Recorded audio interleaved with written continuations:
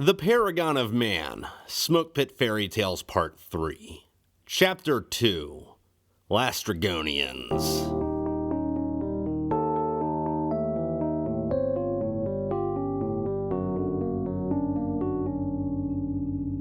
For 9 days, we were beaten by violent winds on the trail north, then west, then back south.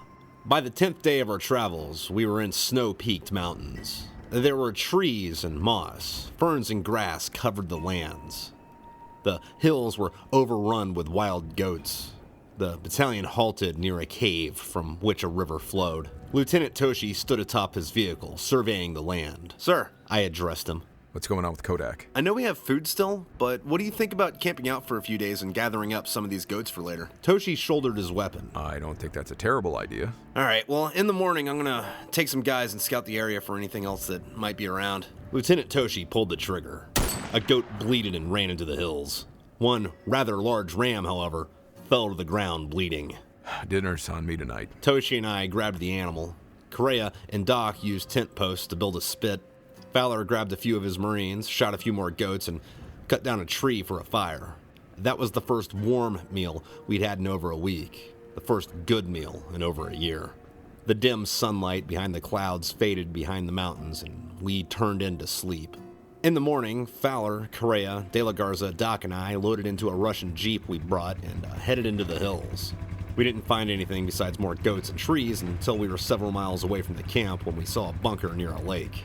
Oaks and pine trees lined the open doorway. "What do you think?" DeLaGarza asked.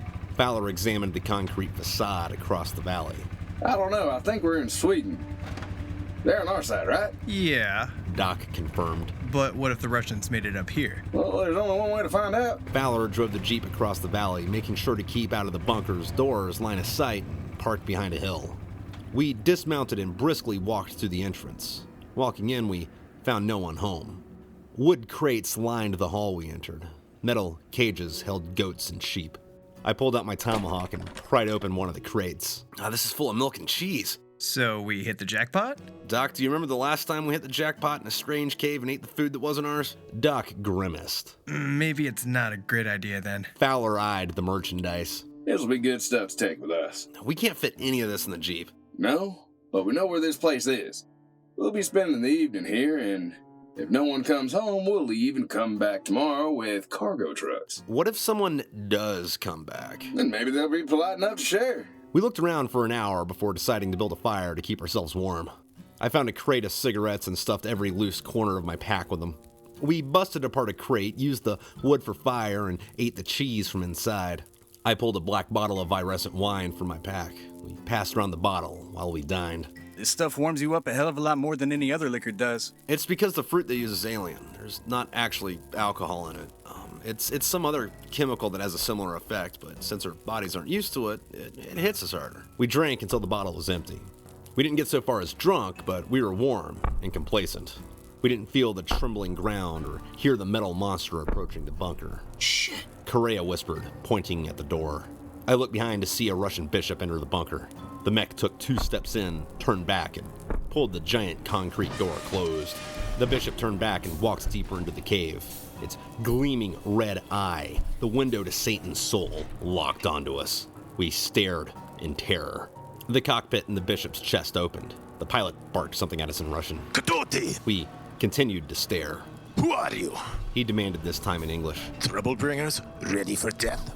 American soldiers? We're Canadians, I lied. We left Estonia and got lost on our way home. We didn't mean to disrespect you. We're just cold and hungry. Us poor strangers come to your home seeking shelter. I pray you'd find it in your good heart as a Christian to help us along our way. Moron! You expect me to fear or honor God after apocalypse? If what world has come to is all God can provide, I am stronger. He jerked the control stick by his seat. The bishop's arm swung down and grabbed DeLaGarza. DeLaGarza screamed as he was lifted into the air. The bishop's other hand squeezed its fingers around DeLaGarza's head, bursting it open like a grape. His brains fell to the floor and blood soaked the mech's hands. We were defenseless. What the fuck am I gonna do? My mind raced. The mech turned its eye back on us. Wait! I raised my hands to the air. The Russian stared at me. We apologize for trespassing. It's not our place to do so, and I'm sorry we offended you. I reached down slowly to my pack and pulled out another bottle of virescent wine. But if you spare us, we'll share our wine with you. It's from space. Have pity on us. The Mech's hand reached down, openly exposing DeLaGarza's crushed body. Put in hand. I pulled DeLaGarza off the Mech and placed the bottle in the open hand. The bishop brought its arm to the cockpit, and the pilot took the bottle. He opened it and took a swig. Delightful.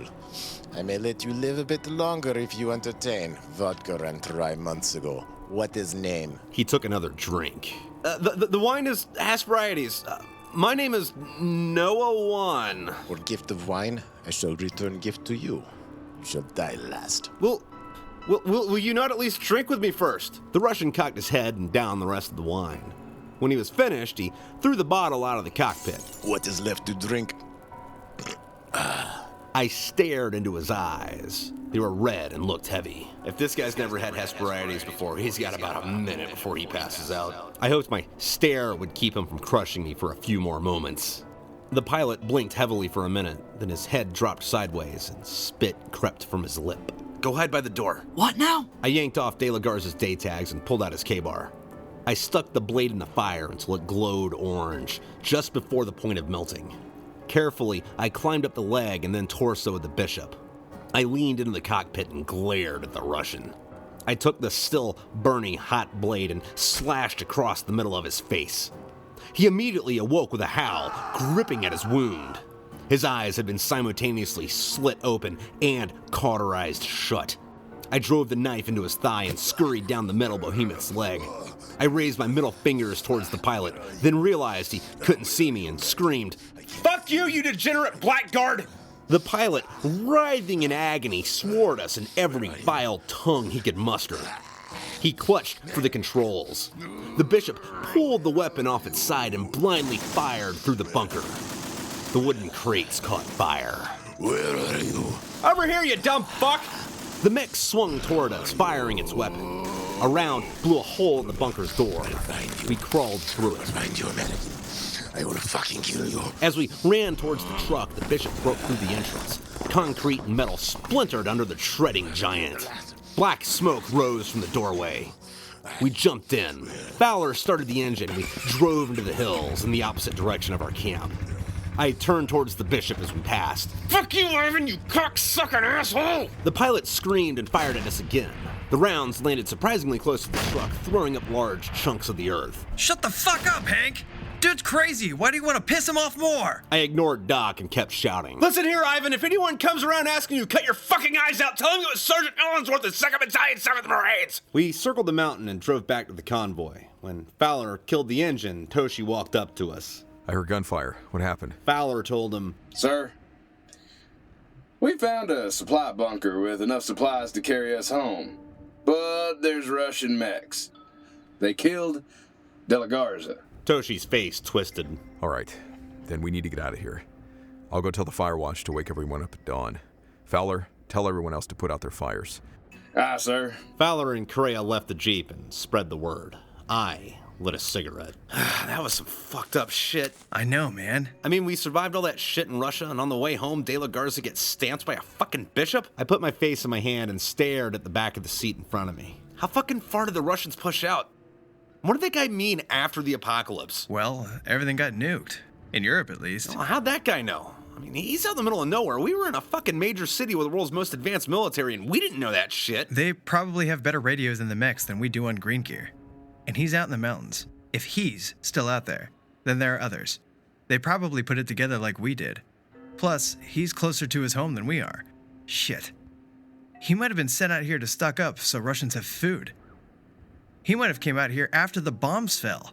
Do you think it was the Russians or us? The bombs? Yeah. Well, considering the Baltics were destroyed. Yeah, but do you think we launched missiles at Russia? I don't know why we wouldn't have. Why didn't they nuke St. Petersburg? Probably because there were about 15,000 Americans in it. Well, then why didn't the Russians? They never had a problem killing their own people to win a war before. I don't think Putin's that crazy. I flicked my cigarette to the ground. All right, well, I'm gonna try to sleep. The days passed with the monotony of falling sand in an hourglass until we reached the west coast of Norway. We halted our trucks on the top of a cliff by the ocean. Doc, Correa, Fowler, and I jumped out of the vehicle onto the snowy rocks. I tightened my jacket and lit a smoke. I thought of nothing as I watched the gray waves assault the cliff face. Hey, dudes. Doc gathered our attention. He was pointing south. There's a village down there. I peered down the coast. A small town set in a bowl between the mountains on a beach with a magnificent harbor. Smoke billowed from chimneys on colorful houses. People bustled in a small market. Further south of the ocean, fishing boats skirted the shoreline. Stay here. I'll talk to Lieutenant Toshi. Fowler walked away towards the command truck. I eyed the wooden docks. You think they might give us a boat? For the whole regiment? The regiment is only about 300 people. There's still more than would fit on one of those boats. Yeah, but maybe if we hang out long enough, we'll see a ship pass that might give us a ride. Follow me. Fowler ordered passing us. He slung his AK across his back and walked down the mountain. Correa, Doc, and I followed him. On the last hill before the village, we saw a girl pulling a bucket out of a well. She wore jeans, a light jacket, and a hooded sweatshirt.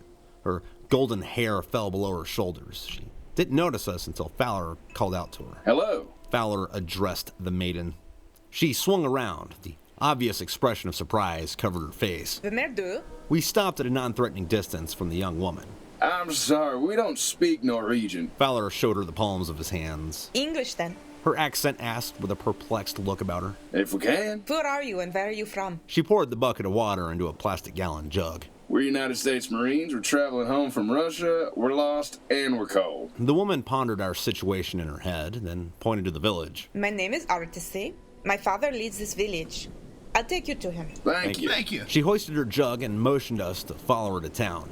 We followed her through the city gates. The walls were short, but built from round stones. It looked as if it was built more to keep animals in than people out. Villagers stopped what they were doing to watch us. Most smiled or waved. The evil eye wasn't set upon us. The smell of roasting mutton filled the air. Articia led us into one of the larger homes. The first floor was an open hall. Pictures and paintings hung from the walls. A long table stretched along the floor near the fireplace. Articia yelled in Norwegian into the empty room. You found noon? A mountain of a man emerged from one of the doors and addressed her. They spoke for a few moments, then turned to us. The man stuck out his hand to shake. Welcome. I am Njoror. This is my village. Who are you and where do you come from? We're Americans traveling home from Russia. Fowler said, shaking his head. Americans from Russia. I thought you all had died. Some of us are still kicking. How many are you? Few hundred. Njoror rubbed his beard. Did you walk? We have trucks we took from the Russians. Njoror pondered that for a moment. Bring your men to the walls of town and bring your leaders to me. You are welcome in our village. Tomorrow we will feed you a great meal. We thanked him and walked back to the trucks. We told Toshi what happened.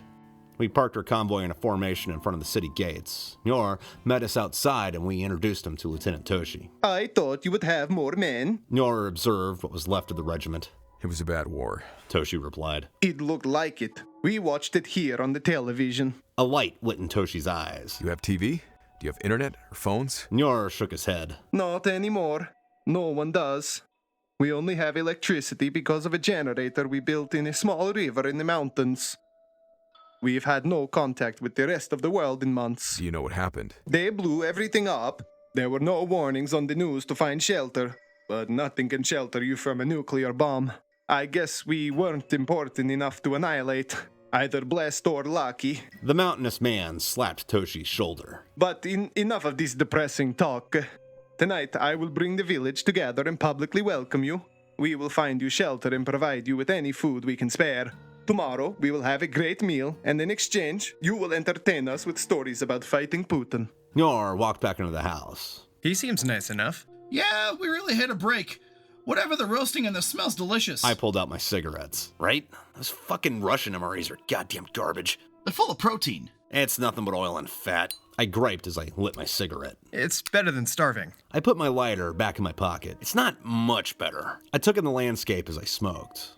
Even with the constant dark clouds and the chill, the area was beautiful. The gray of the ocean and the blue of the snow contrasted with the rocks of the cliffs and the mountains in a way that reminded me of Norse legends of Vikings and ice giants. Leafless trees stood defiantly through the white powder at their base. Their garnish would return and shake off the icy clutches of winter. We stood on and around the trucks as the villagers gathered by the gate. Njoror stood on the wall and addressed his people. What do you think he's telling them? Probably that they have to feed us or we'll massacre the village. Are we gonna have to sacrifice a virgin to their pagan gods to pay tribute for eating their food? I don't know if there's any volcanoes around here to throw a virgin into. What are those symbols by the gates? I don't know. I didn't notice them before. On one door was a snake circled around itself, swallowing its own tail. The other gate had two snakes entwined in one another, forming an elaborate S. Maybe that's their crazy snake god. I thought most Scandinavians were atheists. I wouldn't blame them. I mean, it is after Armageddon, right? Doc looked at his watch. No, that's next Thursday at 8. Yeah, I forgot. I looked at the villagers listening to Njoror. There's a good amount of people here. Doc surveyed the crowd. Yeah. The guys are all jacked. Man, the women are beautiful. Too bad we're married, right? Some of the other guys will have fun. Njoror continued to talk. The village smiled and walked around us. People grabbed Marines by the arms and led them into the small town. See? They're friendly. Doc smiled as a couple of blonde teenage girls grabbed us and pulled us into the village. The girl holding my arm talked to me in Norwegian. I kind of wished I could talk back, even just to tell her I didn't speak her language, but she would not shut up. Marines were taken into different homes. Some in groups were led into barns and garages. Fires were lit and music was played on acoustic instruments. A sizable group of us were led into Njoror's home. Correa, Fowler, Toshi, Doc, and I sat at his great table. Our young escorts sat by our sides. We were brought warm mead and horns. I didn't notice the wolf and snake grotesques, nor the mistletoe on the ceiling the first time I came in. Njoror quieted everyone. Toshi, let me formally welcome you and your men to my home. Toshi gave a slight bow. You are welcome to stay the winter as my guests. The 5 of you will stay in my home. My people have agreed to let the rest of your men stay in theirs. Njoror raised his hand towards the girls and the men at the table with us. These are my 6 sons and 6 daughters. They will be good hosts. And in exchange for my hospitality, you must entertain me with stories of the war. Good? Well, that's only fair. Njoror raised his horn. Then we shall drink. The amber liquid tasted like thin honey served hot. It immediately relaxed my body. My shoulders fell before I placed the horn on the table. Now, one drink and I'm already warm. It will do that. We need ways to stay warm up here. Before the dark clouds covered this land, the sun never set in the summer. But it was still always cold. Njoror looked to Toshi. Tell me about your travels. We spent the night regaling Njoror and his kin with stories of fighting the mighty Russians. We told him of the brutality of the war and how it started as a simple training mission in Latvia. They were delighted to hear of our battles, the boredom, and our Trojan horse play, and they became solemn when we told them of the brothers we lost and how we were left for dead. We were brought as much drink as we could handle and feasted on the goat roast and fresh vegetables. Where they grew them in the winter, only God knew. When the hours passed from the late night to the early morning, one of Njoror's daughters pulled me into her room by the light of a small candle. Her chamber was small, but cozy. A small statue from the self-eating snake from the gate was on her dresser. Her bed was covered in thick quilts. I wasn't sober enough to do much more besides stand there and look. Njoror's daughter nudged me to the bed. I fell face first into her pillows. She tugged off my boots and clothes and pulled a blanket over me. A few moments later, I felt her naked body warm on my back. Great, because I need this. She wrapped her arm around me and caressed my side. No. I lifted my arm to grab her. She slid her fingers towards my crotch. I grabbed her hand and held it close to my chest. I'm married. Her sweet Nordic lips whispered something in my ear. I felt her breast nudge into my shoulder blade. I'm sorry, but I don't understand what you're saying. I drunkenly grogged and held her hand tighter. I thought about Penelope in the hopes that she too wasn't naked and drunk in someone else's bed. I hadn't felt the warmth of a woman in longer than a year, but I did not want to stay. I also didn't want to insult the host, who so graciously opened their arms and brought us in from the cold. I spurred the nubile girl's advances as I fell into the dark realm of slumber and suffered horrid dreams. The embers cackled in a dying fire under the brick mantel. I sat alone in the darkness with a book that's name was too old to remember. My eyes ran over the characters on the frail yellow paper, but my mind was overpowered by the agony of a shattered heart. It was almost New Year's, and the angel from the heavens, Penelope, was no more. I felt the cold dark hands of shapeless, nameless, wicked spirits pulling on my heart's cords. The heavy presence of demonic dread left my body in a shock. So far lost, I couldn't so much as shed a tear. That's when I heard the knock. I gained my bearing and shook ill thought. Again came another knock. I stood from the chair which faced the door. "I've been dozing. I'm sorry," I said, moving across the floor. Once again, like mortal sins, a knock once more. I gripped the handle and pulled and gazed into the hallway, eyes stinging from ceiling to deck. Nothing, no more, had bothered me from the door. It's nothing but a nightmare. Demons sent to torment me while I wallow in sorrow for my lost Penelope. I sat in the flames' dimming light.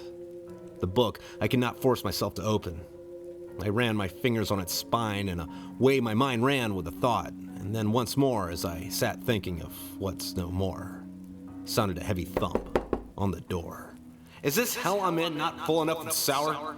Who is it that harasses me in my darkest hour? Before I could stand, the door swung, slammed open at the moment of a thunderbolt. Penelope stood gripping the threshold in a hellish lightning's glow. Yesterday, she was buried in epitaph, wife of Allensworth, and now she stood looking me in the eyes and declared, "When there's no room left in hell, Penelope shall walk the earth, I screamed myself awake. Njoror's daughter wrapped her arms around me, kissing my shoulder, and coaxed me back to sleep. That continued for the next few weeks. It was winter, and we didn't have much to do. We would help cut wood for the fires and cook during the day. In the evening, we drank and traded stories with the villagers. At night, Laufen, as I found out was the daughter's name, took me to her bed. Every night I laid beside her, but didn't touch her any more than I needed to keep her out of my pants. One morning, after a breakfast of smoked salmon, eggs, and cheese, I burned a cigarette with Doc behind the house. We have to leave soon, or I might end up fucking this chick, I told Doc as I lit a smoke. You haven't already? No, but Njoror knows about this, and I don't want to disrespect him or his custom, so I can't not stay up there and go to sleep in the barn or whatever. Like, have you been banging the other sisters? Doc nodded with a shrug. If Christy was where she was supposed to be in San Diego, she's probably dead. I tried not to think of Penelope as a skeletal pile of burning ash. I don't know, dude. I would at least like to confirm my wife's death before I go around banging other chicks. I don't know, man. I haven't been able to communicate one word to that girl, and she's been emptying my balls over her entire body.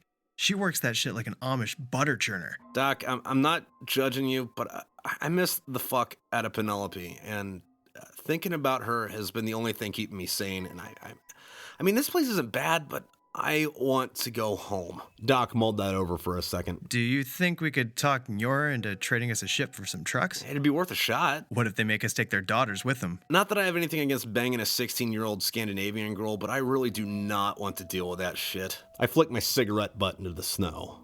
Maybe if I was single. The next day, there was to be a great feast. We helped the villagers set up tables and areas for a fire in a grove at the center of the village. The grove surrounded a mighty spruce tree. It was the only green area to be seen. We decorated it with red, gold, and green ribbons and flowers. Where they kept and grew the flowers at this time of year was a mystery in itself. That night, again, I laid in Laufen's bed. She curled behind me. Her fingers ran down my body. I grabbed them and held them in place. She again pressed her breasts, her glorious snow-white flesh, to my body. Penelope, this isn't gonna happen, Laufen. She didn't understand a word I said. That night, she was more persistent than before. I struggled to keep her off of me for hours before she finally uncovered herself and left the room. I tried to fall asleep for a few minutes before she returned. She nudged my arm. I looked over to her, still a bare incarnation of Venus. She handed me a hornful of mead and beckoned me to drink. I downed the honey-sweet liquid and fell asleep with Laufen's ripe body only a thin sheet away from mine. Hey everybody, welcome back. Thank you for listening to another chapter episode of the Paragon of Man Smoke Pit Fairy Tales Part 3. Rolling along with it, huh? Alright, I'd like to thank the cast of this episode. We had Chuck LaVoki playing Doc, Diane Spencer playing Penelope. Luke Lamana from over at Wartime Stories playing Toshi. Travis Weidemann playing DeLaGarza. Eric Pickle playing Fowler. Matt Kupcikevicious playing Correa. William Greeson III playing Njoror. Hollis Joe McCollum doing Articia. And Steve Agostine as the Mech pilot. Now, of course, if you don't want to wait for me to read these to you, you can just go, read the book yourself. Or this whole audiobook's on Audible already. So you can dive into it there. But that being said, thank you to my Patreon follower. Patreon. Thank you to the Patreon people and everybody that's bought a war chest. I'm going to try to remember to put in your pins in the map for when you get war chest in this YouTube video. We're going to start on this one, if I can figure out how to get it to work. All right, so a little bit of an update for what's going on over on this end. I have about half of the voices in for Smoke Pit Fairy Tales 4. I am currently in that area where it's like, all right, so the string 1 people, either got me their stuff or have fallen out, and I'm looking to replace them. I am, unfortunately, and this is an unfortunate for my end thing. If you're watching this on YouTube, hopefully I get this sorted out by then. And if you're following on Patreon, this is what's taking so long, because this whole book's been on Patreon for a while. Because, these chapters are scheduled, to hit YouTube, on a weekly basis or whatever. But, I put these chapters on Patreon as soon as I get done with them. But 2 of the leading characters in Smoke Pit Fairy Tales 4, one of them has gotten me half of their voices, or half of their character's voice, their lines, and then disappeared off the fucking face of the planet. I really hope he's okay. No one's heard from this guy. I don't know what's up. So I gotta refill that. And then there's another character. This one's a female, a lady. I had someone that rogered up for her, and I was really excited for her voice. And, she might pull through. I don't know. But she's also been radio silent on this. So, yeah, I'm still looking for stuff. People to fill the void. We'll see how it works out then, I guess, I'll figure it out. You guys don't need to know all my fucking bullshit drama. Anyway, thanks for listening. I'll catch you next week, and let me know what you think in the comments. All right, here's your bloopers. Ciao. I might just mutter the lines to kind of help me get the pacing, the tempo here. So forgive me for reading more than just Toshi's lines. Toshi's shoulder. All right, I looked this up for the Russian part for who are you in Russian. It's Katoti. So this is where I'm going to begin. When there's no room left in hell, Penelope shall walk the earth. On the last hill before the village. Ah!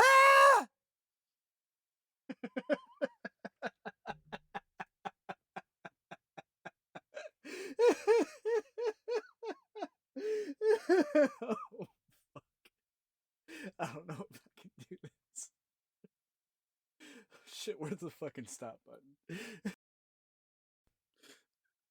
God damn. I couldn't even get fucking started. Now I have a cough. Sweet. It's the last fucking thing I gotta do. Why can't I do this? Hank says we are Canadians, blah, blah, blah. My next part. All right, this is take 2 of Articia. Hopefully it sounds good, yeah? Her accent asked with a perplexed. That was fucking weird delivery. Moron, you expect me to fear or honor God after apocalypse? If what world has come to is all God can provide, I am stronger. I'm going to do that again because I kind of fucked it up. She hoisted her jug and motioned us to follow her. Maybe. I'll try it again. Sorry. Nope, that was supposed to be a whisper. Njoror rubbed his braid. He rubbed his braid. Mech grabs DeLaGarza and kills him. When there's no room left in hell, Penelope shall walk the earth. But enough of this depressing talk. Tonight I will bring the village together and publicly welcome you. I don't know why I'm mouthing him Italian. We will find you a shelter and provide you a bibbidi-bobbidi to spare. Tomorrow we will have a great meal and an exchange, and you will entertain us with stories of fighting the Putin, yeah. That was your take, Trip. That one right there. You only get one. That's it. Bye. Fuck you. Eat a dick. DeLaGarza screams. Oh, shit. I'm sorry, DeLaGarza. Such a weird line. They're friendly. That's the thing you just murmur right before you get dragged off to be fucking eaten. They're friendly. The Marines were taken to different homes. Some in groups were led into large. I'll drink to your honor here in a second. Real Chapter 2. Widen his asperities. Thanks, Hank. When there's no room left in hell, Penelope shall walk the earth. Her sweet Nordic lip. I swear to God, dude, why the fuck is my phone blowing up like this? Russian mech pilot passes out. Where the fuck was I? Okay. Fun shit happens. Penelope script, chapter 2. Hank climbs up and kills him. Oh, yes, finally I get to do some fucking blood-curdling screams. Where are you? Where are you, American? I can't see you. I will kill you. Where are you? Where are you? Where are you? Where are you? Where are you? Where are you? I'll find you. I'll find you, American. I will fucking kill you.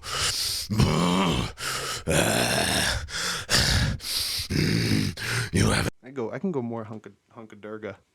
I hope you liked that one. Great. And the next line, I have to figure out how the hell to pronounce his name. Njoror? Njoror? Fuck. Fuck. Shit. I'm calling you. Please leave your message for 7. God damn it. 0. Njoror. Njoror. Njoror. Yaha. Njoror. Yahar. Yarar. Yarha. Yaha. Fuck. Jesus. I downed the honey-sweet liquid and fell asleep with Loffin's rife body. Do you think we could talk Njoror into trading us ships for some trucks? I see. All right. I thought about the name so much that I couldn't get the line right. I downed the honey-sweet liquid and fell asleep with Loffin's rife. It is not rife, it is ripe. Shut the fuck